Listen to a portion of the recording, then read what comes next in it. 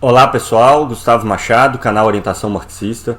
Hoje, dentro da lista de reprodução sugerindo livros, nós vamos fazer algo um pouco diferente. Vamos sugerir um filme, em particular um documentário, que é o documentário Pão, Paz e Terra, que trata da Revolução Russa de 1917. É muito comum ter perguntas aqui no canal sobre se o socialismo é possível, se existe alguma possibilidade do socialismo, como que isso pode acontecer, né? Então não há nada melhor para responder essas perguntas do que analisando internamente um processo histórico onde isso se deu e fazendo inclusive associação com os problemas, com as contradições, com as questões que existem nos dias de hoje. É exatamente isso que faz esse documentário Pão, Paz e Terra. Vai estar o link aqui na descrição para vocês conferirem e logo após a vinheta eu vou dar mais detalhes a respeito do conteúdo desse documentário, por que ele é importante de vocês assistirem e divulgarem o seu conteúdo e refletirem sobre o que ele nos tem a dizer. Tá joia? Então, vamos ao vídeo.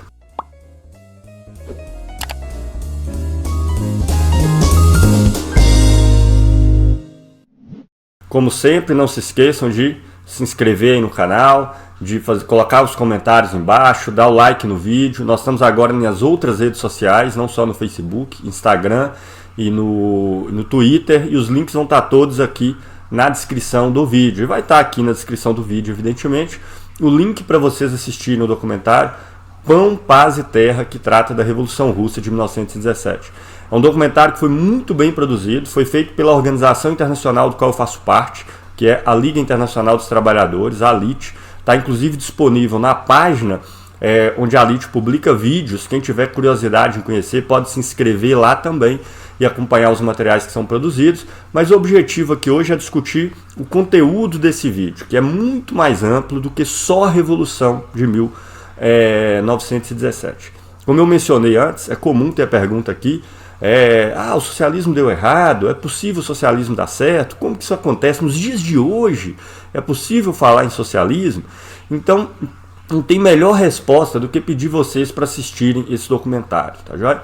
Ele tem uma base histórica muito segura, mas é um documentário que foi feito para um público muito mais amplo, não é um documentário com caráter técnico, acadêmico, maçante, para ficar ali, às vezes fazer até um conteúdo de boa qualidade, mas com acesso vai ser muito restrito. Ele é um documentário seguro do ponto de vista do conteúdo que está ali por baixo, mas que vai ter a presença de vários personagens que são ativos nos movimentos que existem hoje, né? Quer seja no interior dos locais de trabalho, nas fábricas, a luta pela moradia, pela terra, e eu já vou mencionar sobre isso já já.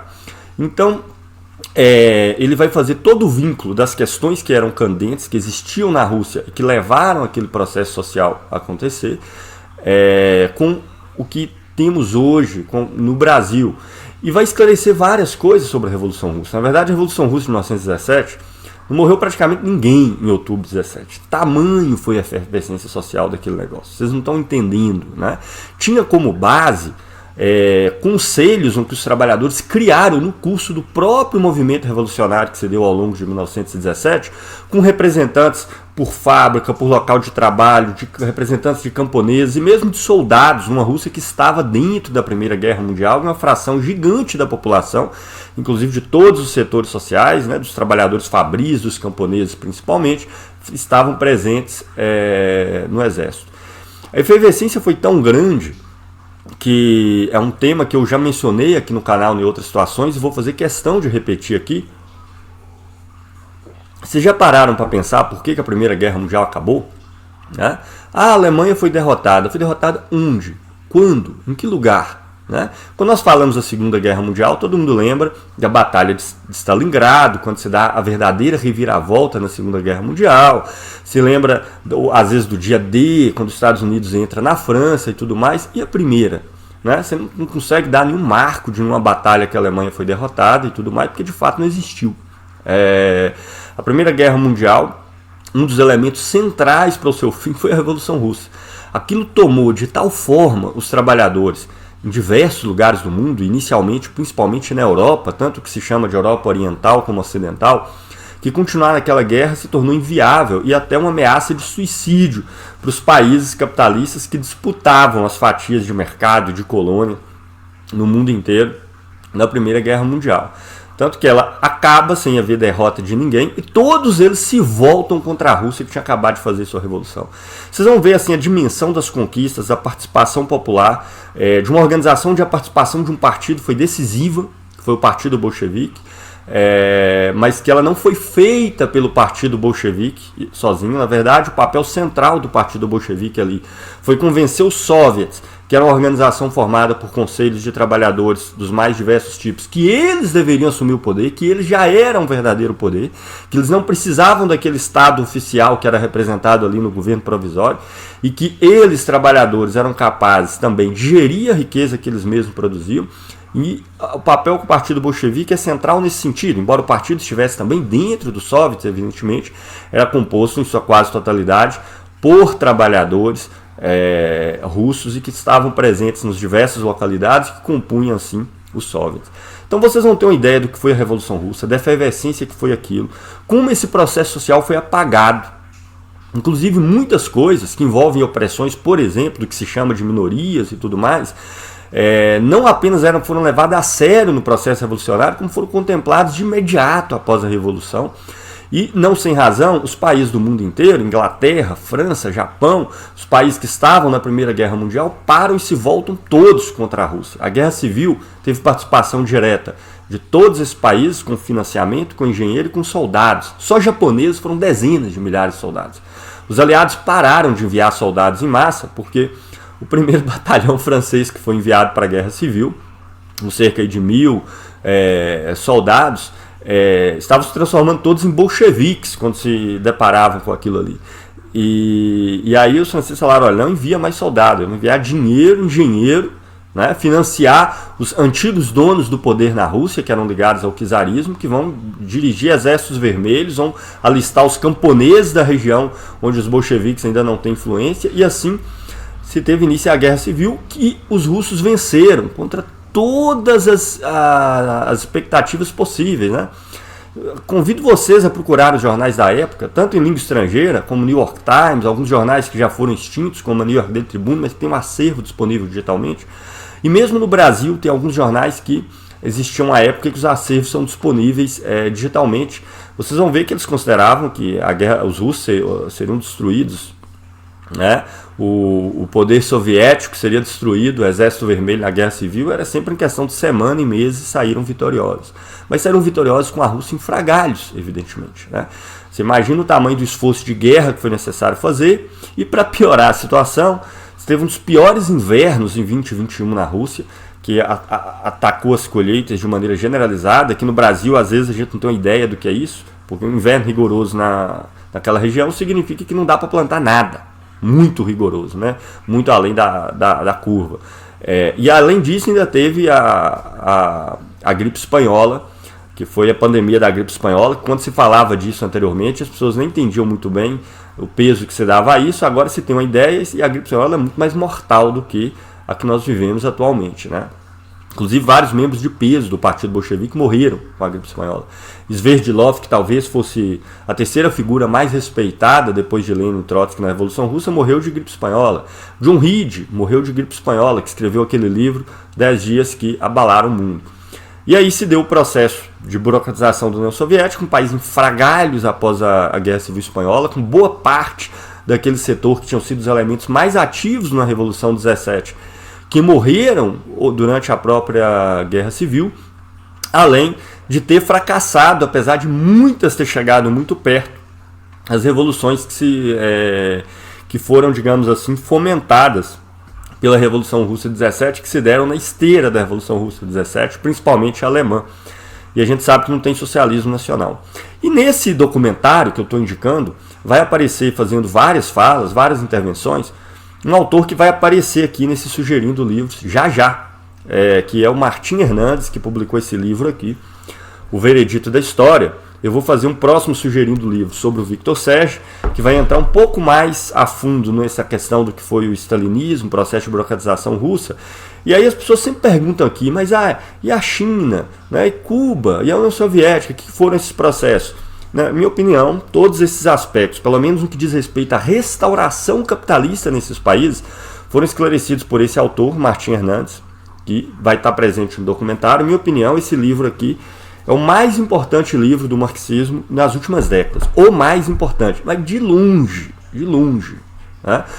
Não é um livro de exegese do texto, é um livro que propõe critérios que nos permite esclarecer o que foram esses processos chineses, cubanos e mesmo o desembocar da restauração capitalista da União Soviética. Então eu vou falar no próximo Sugerindo Livros do Victor Sérgio para densar um pouco o conteúdo que vai estar nesse documentário, e o seguinte vai ser apresentando esse livro do Martim Hernandes. Então sei que muita gente me pergunta aqui no canal do que foram esses processos, para falar da China, de Cuba e tudo.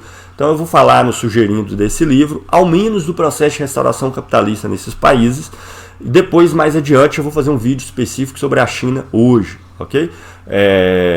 Mas vocês vão aguardar um pouquinho, porque tem alguns aspectos da China que eu ainda estou estudando com mais profundidade para fazer um material mais seguro e de melhor qualidade. E por fim, eu termino aqui remetendo que vai ter vários personagens, como eu disse, que são ativos nos diversos movimentos sociais, nas diversas organizações de trabalhadores que existem hoje no Brasil, que vão participar desse documentário fazendo um vínculo com o que foi esse processo da Revolução Russa, com os problemas que nós passamos hoje.